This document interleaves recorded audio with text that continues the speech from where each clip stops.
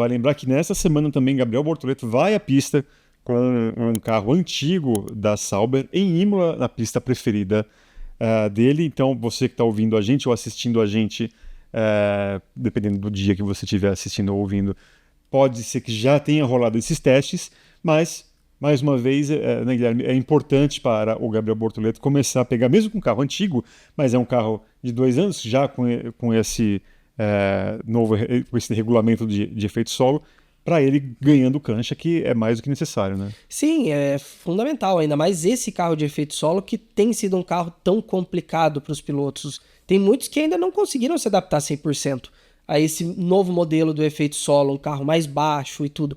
Então, para ele, é fundamental esse processo e ele tem que se aproveitar de uma brecha do regulamento, né? A gente comentou isso algumas edições já, que a FIA mudou o regulamento desse TPC, que é o Test of Previous Cars.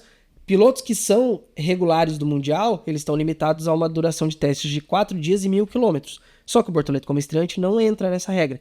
Então ele tem que aproveitar para andar o máximo possível. Voltas e voltas. E o que você acha, o Curti? Gabriel Bortoleto, finalmente, né? Você que citou aqui, a primeira imagem que você se lembra é justamente a sua manchura na morte de Ayrton Senna, que marca também um período ali importante dentro da nossa história na Fórmula 1. Agora, depois de tanto tempo, né? Depois das 2 investidas de Pietro Fittipaldi na Haas, temos um piloto brasileiro na Fórmula 1 e desde Massa a gente tem em tempo integral. O que você imagina que o Gabriel Bortoleto pode fazer esse ano? Se ele pontuar, vai ser lindo. Eu vou colocar dessa forma. Acho que com o carro que a Sauber tem, num primeiro momento em 25, acho que a gente tem que comemorar como os argentinos comemoraram a ultrapassagem do Colapinto no Hamilton. Acho que esse tem que ser o momento. E talvez esse hiato, esse mar vermelho aberto, fez bem para o Brasil na Fórmula 1. Porque agora você tem um distanciamento de Emerson, Piquet e Senna. Um distanciamento muito grande. Você tem anos, década de vitória brasileira na Fórmula 1. Então, tudo aquilo que a gente tinha de pressão, de tipo, você é brasileiro, então você vai competir pelo título. Você é brasileiro, então tem um bloco no Jornal Nacional que vai falar o seu desempenho no qualificatório. Não existe mais. Agora é uma outra questão que a gente volta no tempo como se a gente estivesse no início da década de 70, que qualquer resultado do Emerson no início dos 70 já era incrível. Ele, obviamente, ele foi campeão, mas já era incrível. Diferente, totalmente diferente do que aconteceu com o Rubinho e totalmente diferente do que aconteceu com o Massa. Eu falo muito, cara, se o Barrichello fosse inglês, ele seria endeusado.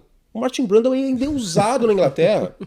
E ele literalmente foi companheiro do Rubinho em 96 e o Rubinho mostrou mais resultado. Então, assim, acho que agora a gente vai dar o valor à dificuldade que é chegar na Fórmula 1.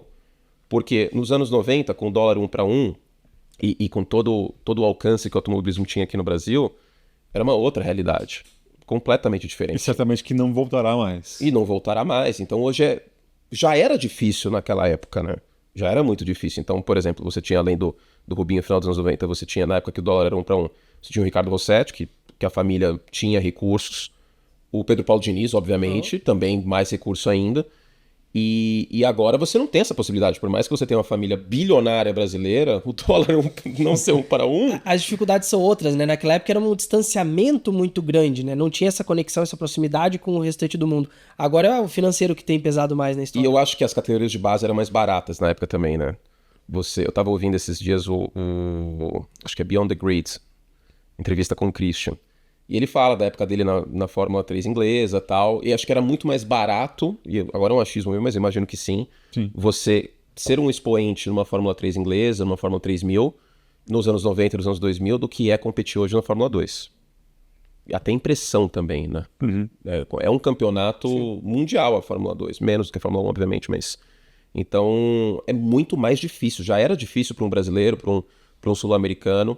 E acho que para um latino como um todo, né? O Pérez chegou na Fórmula 1 muito por conta do apoio do Carlos Slim. Isso é evidente. Né? Então, se manteve na Red Bull até agora por causa disso. Nossa, total. Então, assim... A hora extra do Pérez na Red Bull aquele banco de horas se pode tirar 2 férias, né?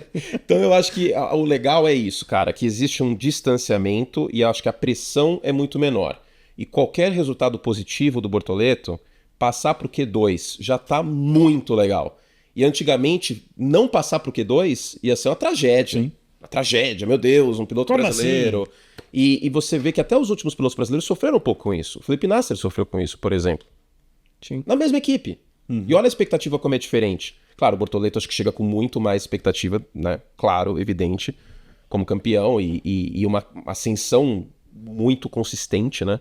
E vitoriosa, mas não tem como, cara. Fórmula 1 é carro também. Também. E existe um limite de equipamento muito evidente que a meta é Q2 e pontuar. Se isso acontecer com frequência, vai ser maravilhoso.